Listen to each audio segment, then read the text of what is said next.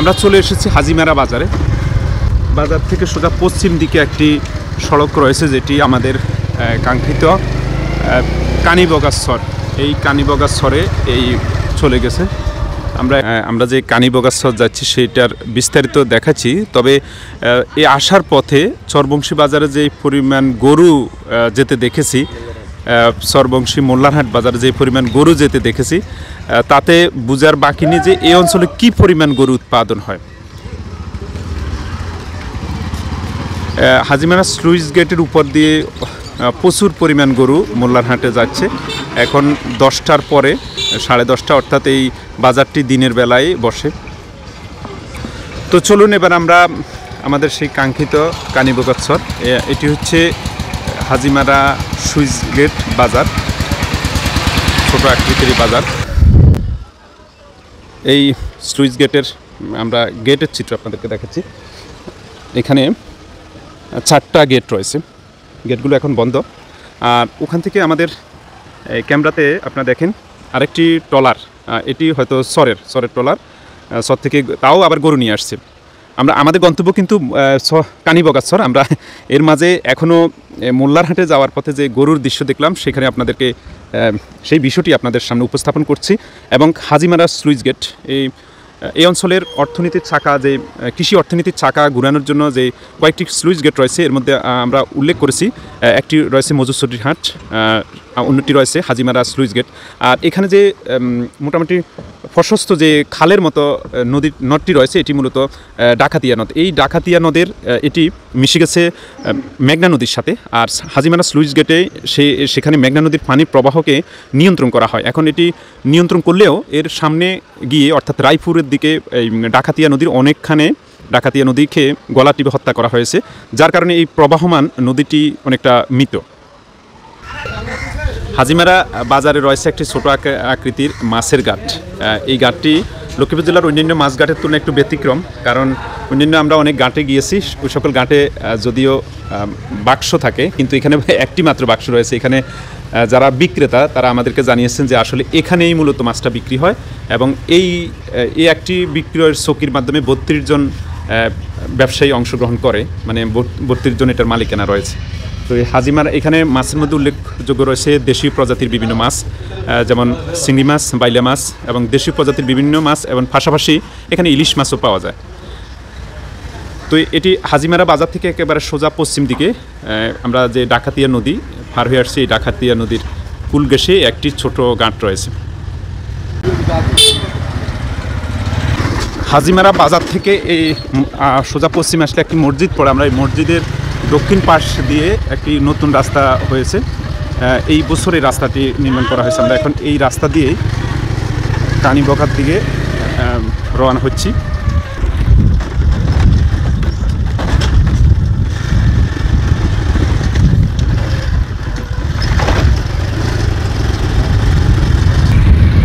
আমরা আপনাদেরকে যে নতুন রাস্তাটির কথা বলেছি, সেই রাস্তাটি এখান থেকে শুরু হয়েছে। এটি কানিবগাছরের দিকে চলে গেছে। এখানে আসলে এর পূর্বে কোনো রাস্তা ছিল না।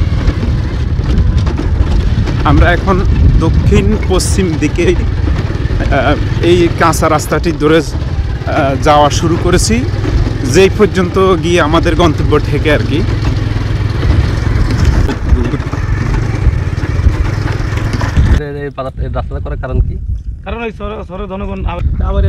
আমরা এই কানিবগাছরের ভ্রমণের প্রথমে আমাদের চোখের সামনে পড়লো একটি সড়ক।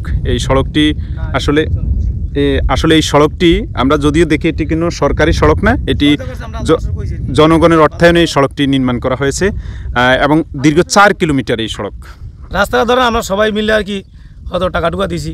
কত কিলোমিটার রাস্তা এটা আমি সঠিক দূর করতে পারবো না, কত কিলো রাস্তা? অনেক দূর না? অনেক দূর। আগে এখানে আপনার কিভাবে যাতায়াত করতেন? এই ইয়া দিয়া সর দিয়া কোনো রাস্তাঘাট আসেন না, তো এই মানুষ হাঁটাচলা করতে কিভাবে?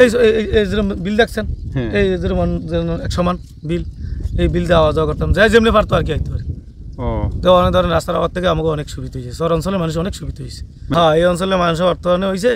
আবার আমরা টাকা টুকা দিয়েছি, আলতা মাসের উদ্যোগ হয়েছে আর কি, উদ্বোধন করছি আমরা। হ্যাঁ, আলতা মাসের ধরেন আমরা সবাই তো দিতে পারি না, কিছু উদ্যোগ সে নিয়েছে। হ্যাঁ, সে উদ্যোগ নিয়েছে আর কি। সেটা আমরা বলছি আর কি, যে আপনি যদি সহায়তা করেন তো ওইব রাস্তা, আপনার সহায়তা না করলে রাস্তা হবে না। আচ্ছা আচ্ছা। কিন্তু হ্যাঁ ওনারও ওনার টাকাটুকু আপনি কত টাকা দিচ্ছেন? আমি 1000 টাকা দিছি। 10,000? জি। আচ্ছা আচ্ছা। আপনার নাম কি? আলী হোসেন শিকদার। তো এই অঞ্চলে এই রাস্তাঘাট এগুলো সরকার করে না কেন? এত বছর করে না, এত বছর আসছিল খাল বিল। এই যে যেটা দেখেন না, এইতে এই যে কেলা গাছ আছে না, কেলা গাছ হইতে বেজায় দক্ষিণী, ওই যে দেখেন মানুষটা দুধু করে, এটা সব নদী আসছিল, নদীর ভুতে গেছে এটা রাস্তা। আচ্ছা। ও হ্যাঁ হ্যাঁ, এই যে দেখেন নদী আসছিল, এখন নদী নাই, নদী আসলে ক বছর আগে?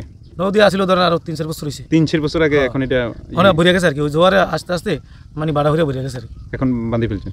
হনে যেরকম এই মাত্র বান্ধা লাইছি। আচ্ছা। আমরা এই নতুন যে সড়কটি করছিল, এই সড়ক ধরে আসলাম। এদিকে আসার পরে এখানে যে একটা খাল রয়েছে, এই খালের পরে আর এখন আমাদের পক্ষে মোটর সাইকেল দিয়ে যাওয়া সম্ভব না। এখন আমরা খাল পার হয়ে কিন্তু এই পর দিকে আমরা হেঁটে যাব, এই ছাড়া আমাদের আসলে আর কোনো উপায় নেই। আর খালে হয়তো আগামী কিছুদিনের মধ্যে এখানে সাঁকো দিবে, মূলত সাঁকো দিয়ে যাতায়াত করা যাবে, কিন্তু আপাতত আমাদের আর যাওয়ার গন্তব্য নেই। আমরা বিকল্প আরেকটি অন্যদিকে যাওয়ার জন্য বিকল্প আরেকটি চেষ্টা করছি।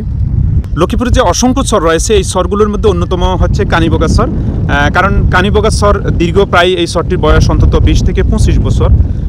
এই 25 বছরের বেশি সময় ধরে এই চরটি অনেকটা জনবসতি গড়ে উঠছে, এখানে মানুষের বসবাস শুরু হয়েছে। অন্যান্য চরগুলোর তুলনায় এটির মাটির গঠনটা বেশ ভালো শক্ত রয়েছে, যার কারণে এই চরের চাষাবাদ থেকে শুরু করে জনবসতি ব্যাপক আকারে গড়ে উঠছে। আমরা চরের বৈশিষ্ট্য রয়েছে, অনেক দূর দূর পর এক একটি বাড়ি থাকে। আমরা আমাদের ক্যামেরার সামনে এই দুটো বাড়ি দেখছি, তার থেকে বিচ্ছিন্ন কয়েকটি বাড়ি রয়েছে। আর বাড়িগুলোর প্রত্যেকটির বৈশিষ্ট্য রয়েছে, বাড়ির চতুর্পাশে কিছু কলা গাছ রয়েছে, সামান্য কিছু এখানে রেন্টি করে বা যেটাকে কালো করই বলে, এই গাছ ছাড়া তেমন আর চরের বাড়িতে অন্য কোনো প্রজাতির গাছ থাকে না। তবে 2-1টি নারকেল সুপারি গাছও লক্ষ্য করা যায়। লক্ষ্মীপুর থেকে আমরা বের হয়েছিলাম রায়পুর উপজেলার কানিবগা চর ভ্রমণের জন্য।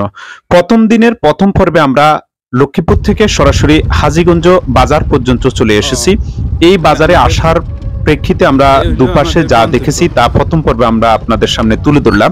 আজকে আমরা দ্বিতীয় পর্বে হাজীগঞ্জ বাজার থেকে কানিবগা চরের মধ্যবর্তী জায়গায় পর্যন্ত আমরা চলে গিয়েছি।